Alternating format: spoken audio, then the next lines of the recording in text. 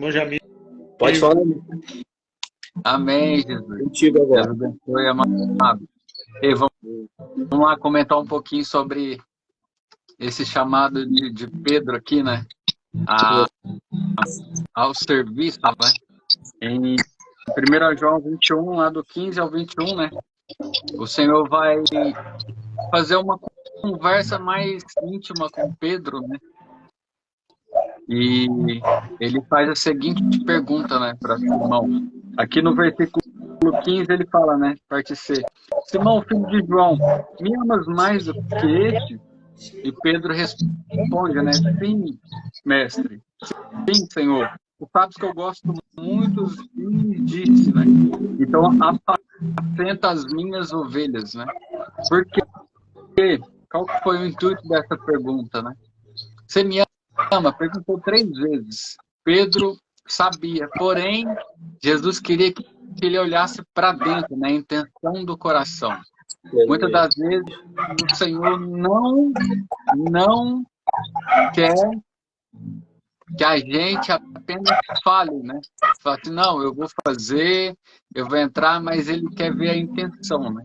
Do nosso coração. Qual que é a intenção do nosso coração? Será que nosso coração está gostoso pelas coisas do Senhor?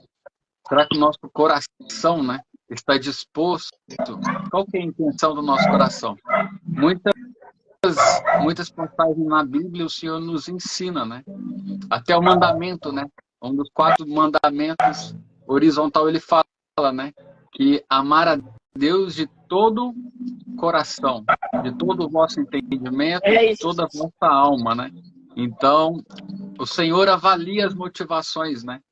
E quando ele faz essas 3 perguntas, ele está fazendo uma pergunta introspectiva, né? Por quê? Porque ele sonda os nossos corações, né? E conhece a intenção. E antes que saia uma palavra da nossa boca, ele já sabe, né? Assim como o salmista Davi fala, né? Antes que todos os meus dias, né, se formasse, o Senhor já o conhecia, antes estava escrito em tua lei, né? Então o Senhor conhece muito e avalia, né, a motivação do nosso coração. Até na questão da busca, né? O Senhor fala, né? Deixarei, Jeremias 29:14. Um versículo depois, né? Busque de todo o coração. Ele fala que deixarei ser encontrado de vós, né? Quando é uma condição, um paralelo. Qual que é a condição? Quando me buscardes de todo o coração, né? Quando me buscar de todo o coração, de todo o vosso entendimento. Ele fala que deixará ser encontrado de vós. E por que que eu falo isso? Isso aqui, entre os textos, eu consigo entender. Qual que era a pergunta? Por que que Jesus repetiu 3 vezes? Se tu me amas. Se o próprio Jesus conhece o nosso coração, ele sonda, né? Igual o salmista fala, né? Para onde eu irei da tua presença, né? Se eu descer o mais longínquo mar, lá tu estás. Se eu subir o mais alto céu, lá também tu estás, né? Para onde eu me ausentarei da tua presença? Pois o Senhor sonda e me conhece, Pai. Sonda o meu coração. E no Salmo 19 tem uma chave muito interessante, que ele até fala, né? Senhor, me perdoe dos pecados ocultos, que eu não me recordo. Por quê? Porque o nosso coração é enganoso. O nosso coração é enganoso. Então, a própria Bíblia fala, né? Enganoso é.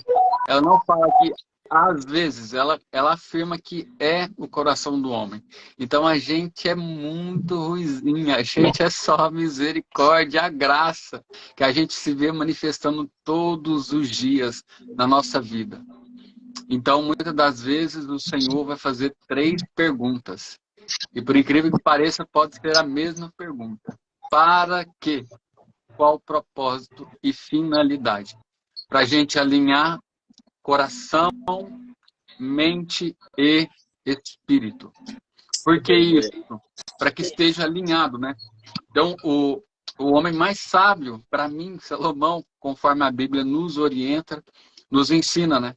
Reconhece o Senhor em todos os teus caminhos e Ele endireitará as suas veredas.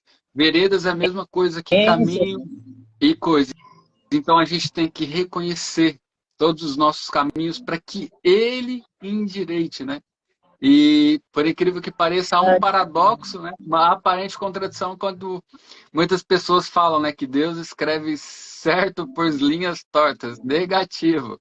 Você reconhece o Senhor em todos os teus caminhos que Ele endireitará as suas veredas, né? Então é Ele que alinha. O coração do homem pode fazer plano, mas a resposta certa vem da boca do Senhor. Porque qual o propósito? Eu estou falando isso? Para que a gente chegue ao entendimento desse texto. Por que Jesus perguntou 3 vezes? Porque o Senhor vê a intenção do nosso coração. Ele avalia. Eu vou fazer outra comparação à luz da Bíblia. Até agora eu só estou falando de Bíblia. Para que ninguém venha questionar. Não estou falando de livro, não estou falando de avivamento da igreja primitiva. Estou falando Bíblia, palavra de Deus. E vou fazer outra comparação, as ofertas. Por que o Senhor aceitou uma oferta de um e de outro não? Se todas as ofertas e molas são, aos olhos humanos, são bom grado, boa obra, mas Deus avalia, Deus conhece a intenção do nosso coração. Será que é só para, como os fariseus, Jesus batia muito, será que é só para que os outros vejam? E o Senhor diz, né? A sua recompensa já receberam. Por quê? O já receberam. Era apenas para que os outros vejam, né? Mas o Senhor ama e dá, e ama a quem dá com generosidade. Deus ama a quem faz com boa intenção, com coração reto e íntegro.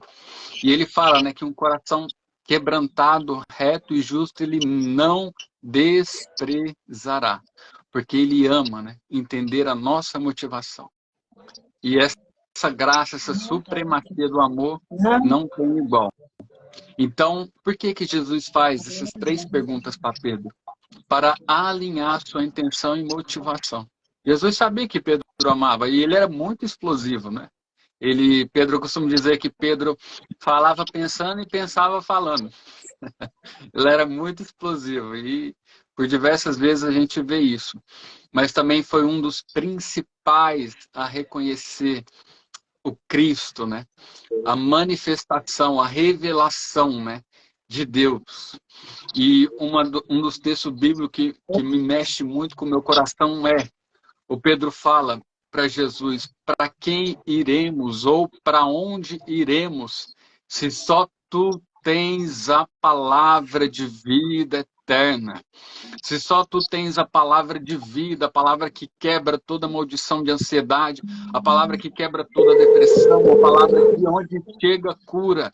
Assim como aquele centurião, homem que Jesus nomeou de maior fé em Jerusalém, falou, eu sou homem de autoridade, reconheço que tu também tens autoridade, basta apenas uma palavra. E o meu servo pode ser curado. Então ali Pedro reconheceu a manifestação, a revelação de Cristo na terra, né? E falou, para quem iremos ou para onde iremos, né? Se só tu tens a semente, a palavra de vida eterna. E esta palavra está sendo semeada aqui em corações, eu tenho certeza. E onde que ela possa chegar agora, que possa quebrar todas as cadeias, ó Pai, que possa quebrar todas as algemas, ó Pai, que possa gerar vida, ó Pai.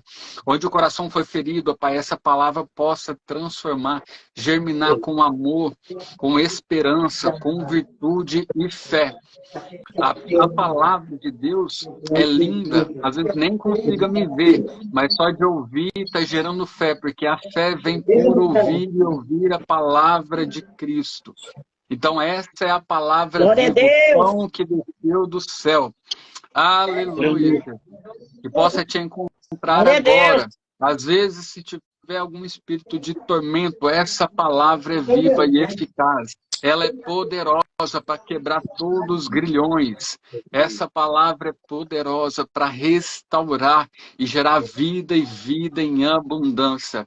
Eu não vim para que vocês pereçam, mas eu vim para que tenha vida eterna. e digna é, né, de toda aceitação. O Senhor fala lá no primeiro livro de Números, fala 19, 25, fala que Deus não é homem para que minta, e nem filho do homem para que se arrependa, né? Ele, em Jeremias 1, 12, fala que vela por sua palavra. Em Tito 2:3 fala que seja Deus verdadeiro e todo homem mentiroso. Em Tiago, Deus fala que nele não há sombra de dúvida nem variação. Então, ele é perfeito, ele cumpre e zela por tua palavra. Mateus 24:35 fala que passarão os céus e a terra, mas a preciosa semente que é a palavra de Deus não passará. Então, o que Glória o a Senhor quer Deus. dizer para nós? Ele vela por tua palavra, a preciosa semente. E ele avalia a intenção do nosso coração. Se tu me amas, farás o que eu fiz e coisas maiores. Assim o Jesus fala para nós, né? Então que o Senhor possa te alcançar com essa palavra, com essa bênção, o que você, que eu possamos o buscar, né? Com a intenção alinhada com coração, espírito e alma, né? Como sabemos, Romanos 16, Romanos 8:16 fala que o Espírito do Senhor testifica ao nosso espírito, né? Então há uma interação, uma comunhão com o Espírito Santo. E ele vai nos avaliar, né? Ele vai nos avaliar e gerar em nós, né? O verdadeiro fruto da palavra, né? O verdadeiro fruto do Espírito, que gera vida, né? E vida em abundância. E eu quero agradecer aqui a minha Glória a Deus. oportunidade Aleluia. e poder expor, né, o que o Senhor colocou no nosso coração, né? Então, eu queria mais uma vez, o Senhor discorreu acerca da confirmação, né, que o Senhor cumpre com a tua palavra, ele cumpre a promessa, né? Pode passar os céus e a terra.